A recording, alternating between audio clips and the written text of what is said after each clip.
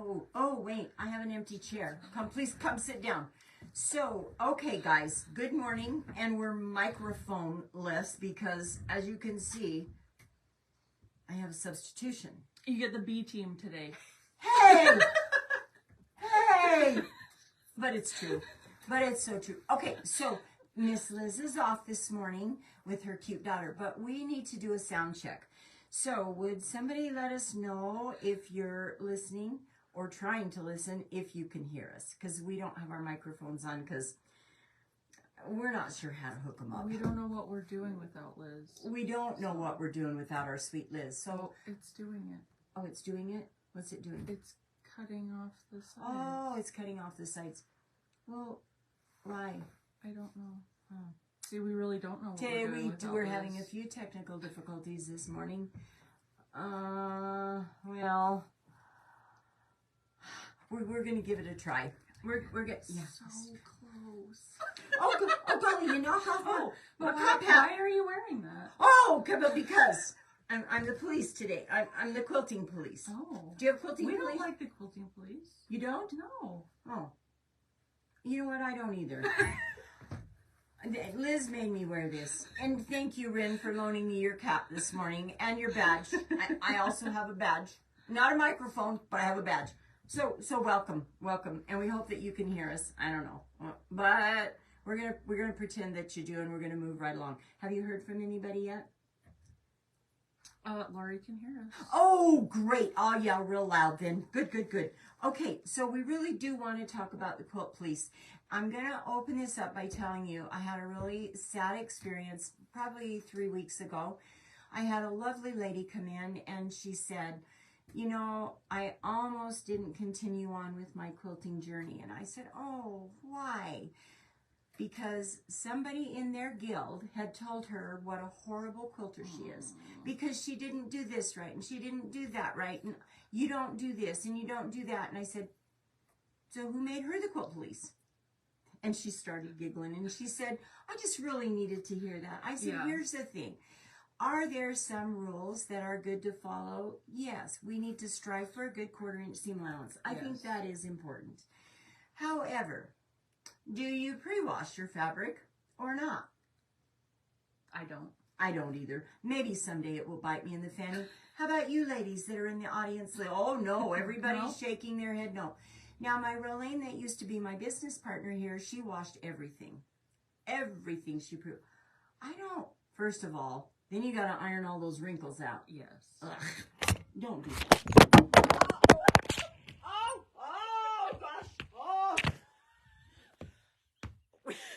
We're having more technical difficulties. So turns out the camera, which slash the phone, which I hope it's okay, just crashed. It wasn't us. Have no fear. We miss you, Liz. Liz, come back! But Miss Liz is having a great time on Good Things Utah with her cute daughter this morning. Right. Oh, that's right. That's where our Lizzie is. So, you know, every once in a while they need a good chuckle with us, and we're going to provide that. Comic relief. Today. If nothing more, you will be entertained. We promise. Okay, so when you pre-wash your fabric, you wash all that sizing out of it. I like that sizing in mine when I am piecing. I think I can get better piecing, better points, but I just add more to it, and then we do we starch or don't we starch? I starch. Audience, we got a head shake over there. Oh, good. A yes and a no. Okay, so it's 3 against 1. Good deal. All right. I think I don't starch everything, but if they are small pieces, absolutely. Because I know our Lynn that works here. Now I'm a light starcher. I know some of them say put it in the bathtub and soak it and then hang it up to dry. I don't have time for all that nonsense. No.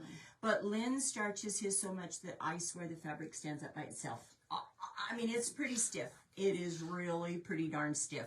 So I don't pre-wash my fabric. Now, I do know we have a really good customer, and her daughter is just so allergic to everything So I don't know, this may be a tip that not everybody knows.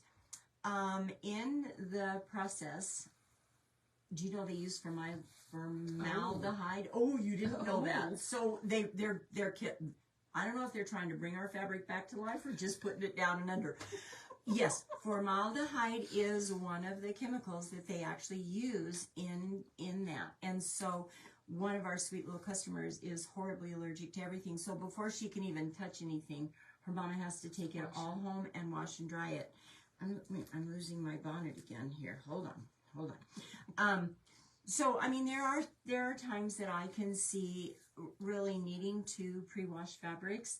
I just like that sizing in it for myself. So I do not pre-wash. Now, we talked just a second about, do you starch or do you not? I do. Before I ever start cutting anything out, I don't continue to starch it.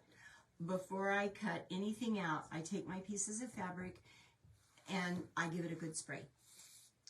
Give it a good press, and Now, do you wait for it to dry before you press it? No? I don't have time for that.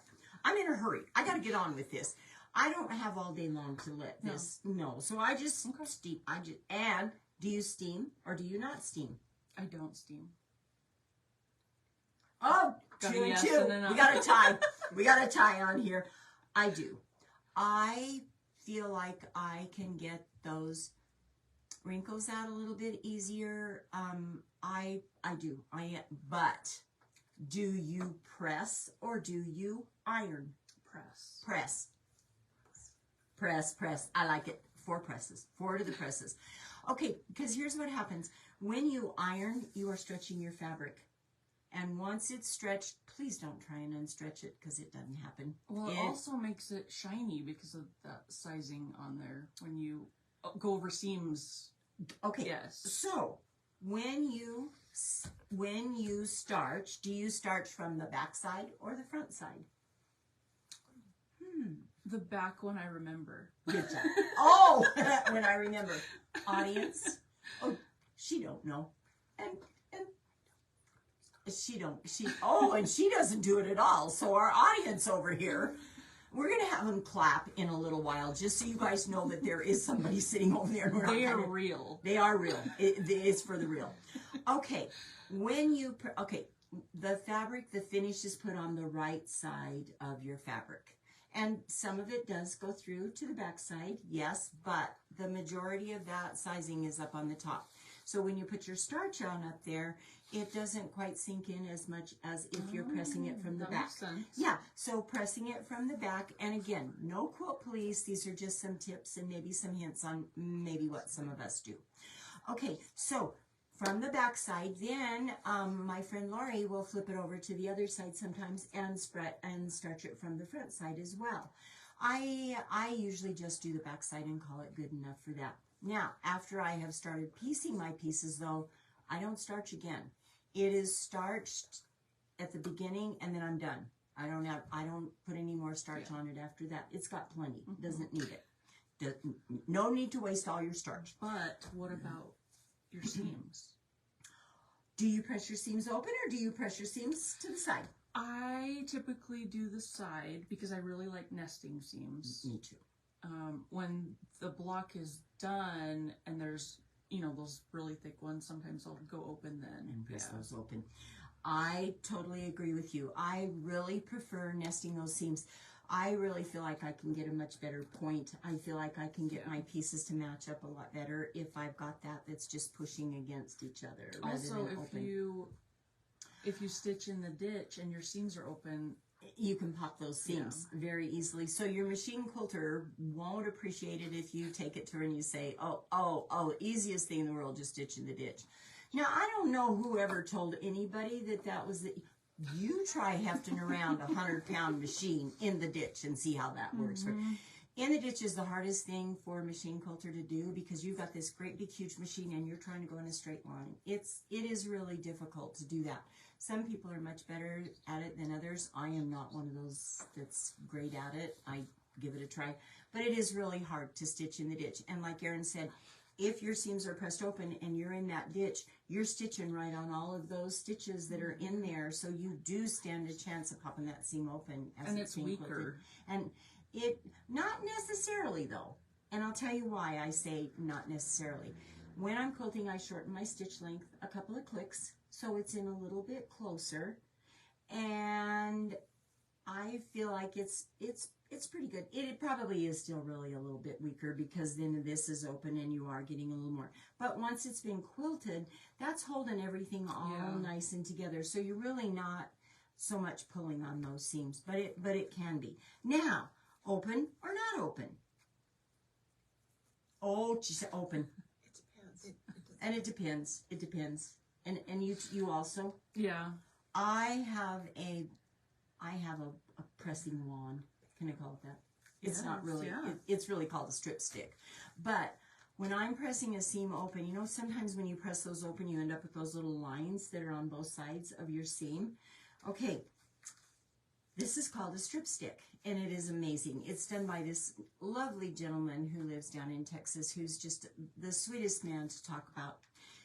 And so what this is it's a dowel that's cut in half, and it's got batting and fabric over the top. So what you do is you lay that block right down the center of your strip stick, put your iron on there. You don't end up with any lines shadowing on either side. It's like a miracle. It's really Well, you're cool. also not fighting with other seams that you've pressed how Already. you want them. That because is, they're out of the way. They're out of the way. So this is raised up enough off of the rest of your block that you are just pressing that out nice and flat. So that is good. Now, Miss Liz showed us this really cool tip. A few weeks ago, she talked about this little Acorn Easy Press Pen. She loves to use this. And you have to, oh, please let me take off my little thimbly things here. The treatment that you put in it is called Easy Press Fabric Treatment. And she said, I don't use this on everything, but oh my gosh, I can't believe the difference that made when she pressed that seam over using those two. So that's a really nice little tool. Now, I don't know about you guys. Please hold. I have props. And especially when I'm pressing bias. Oh wait, that's the wrong finger for this one. Look at those. You see my fingers? Yeah. Those are little finger protectors, so you don't steam yourself. And I actually have two sets of these because sometimes when I have them on there, I want to use my other fingers. So I have them on all my fingers. So when I'm pressing it and that steam comes shooting out at me, it's not burning my fingers. I also have a bottle of lavender right next door, so in case I forget, I can put my lavender on. So I use those when I'm pressing, just to help keep the steam off of me. So if you're not steaming, that's not an issue. But if you are using steam, protect those little fingers and hands. Well, even when you pull your bias tape and you're not using steam, it's still very hot. Because your fingers are right there by the iron. Yeah. So I love those little finger thimbles to do that. So, okay. So while we're pressing, how many of you guys use the wool mat? Oh gosh, unanimous. We all, and you know, I was wool mat. Team wool mat. I was gonna grab a couple of blocks this morning to show you the difference.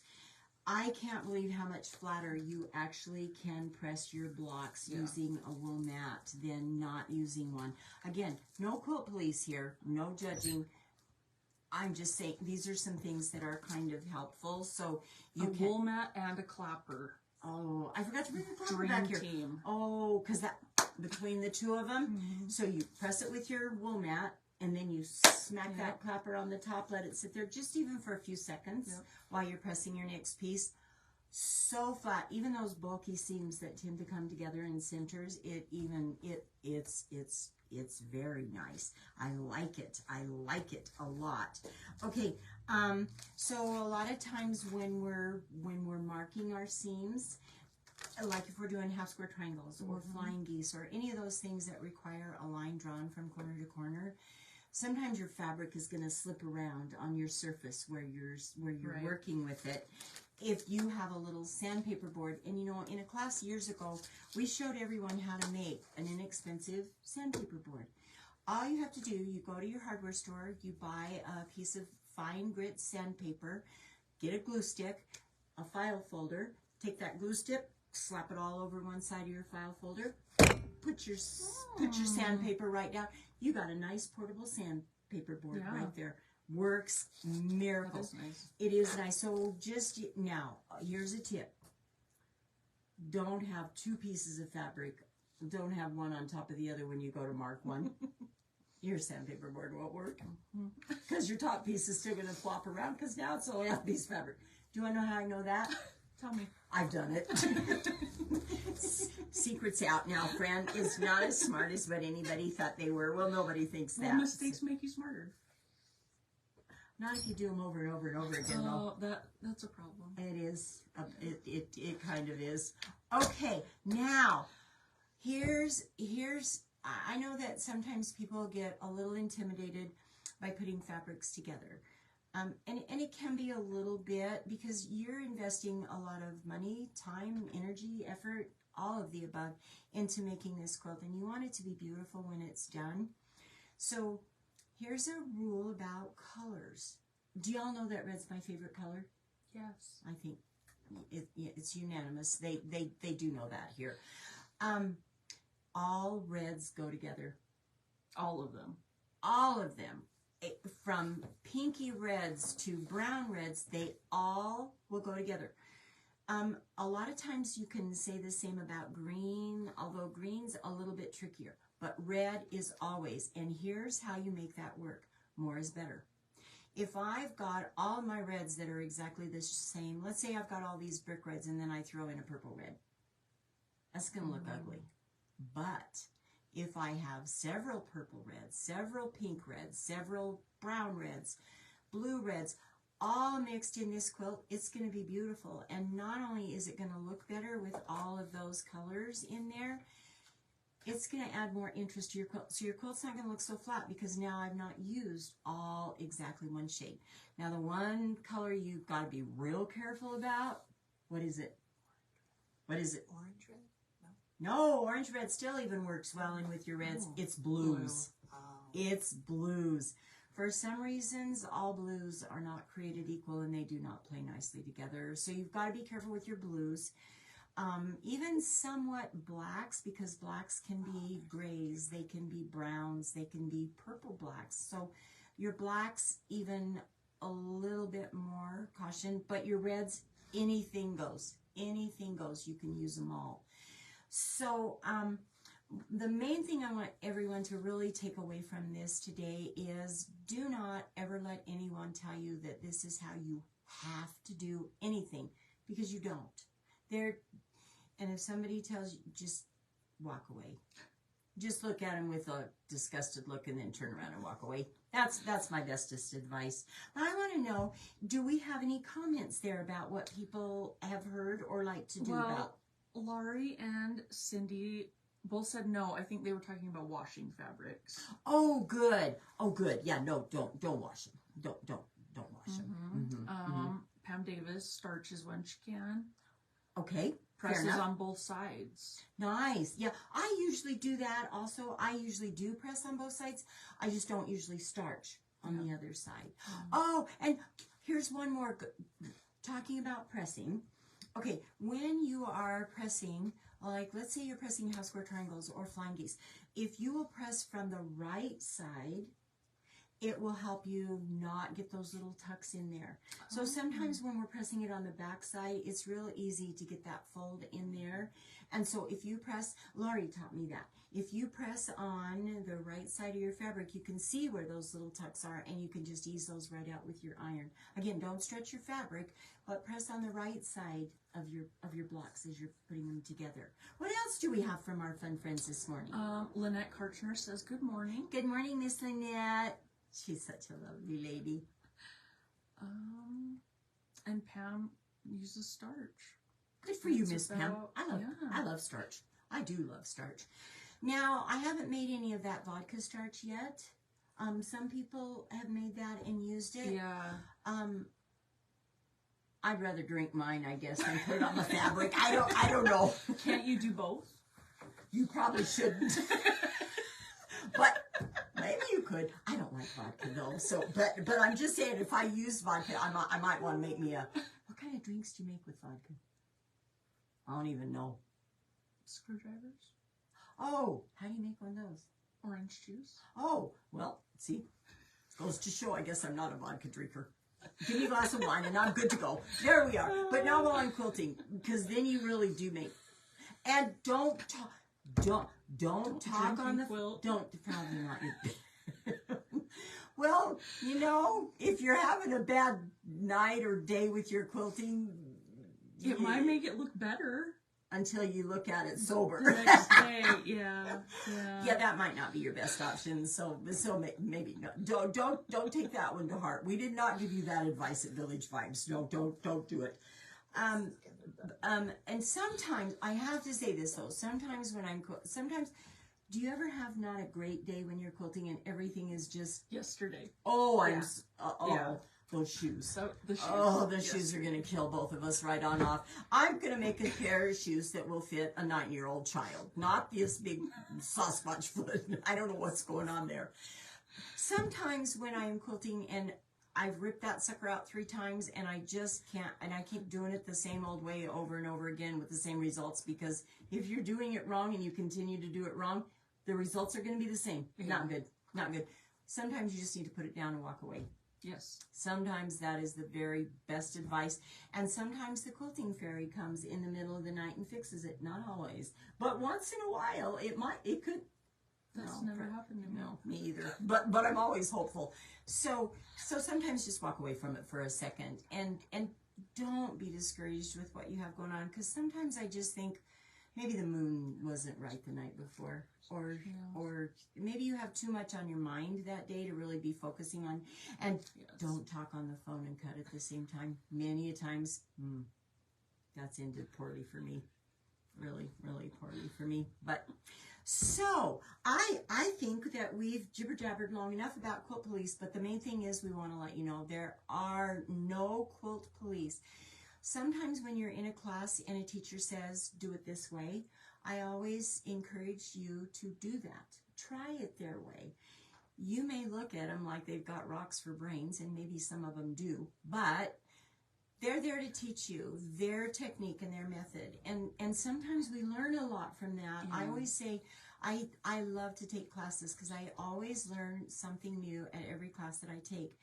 And so do what they're telling you to do, and then if you didn't like it or it doesn't work well for you, go back to your method that works best for you. Because I think sometimes we all get into a little niche, I will say, of this is how I'm always going to do this. Well, they're always coming out with new rulers, new techniques, new tips, easier ways of doing things.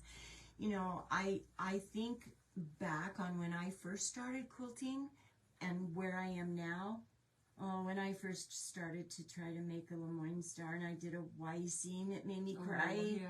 I hated it. Now there's a Now you ruler don't for have that. to. No, because there's a ruler that, thank you, Miss Deb Tucker, Studio 180 has come up with. So do try new things, but don't feel like you have to do those. You can come up with and you may even come up with something unique that's only yours that works very best for you. So go ahead and do that.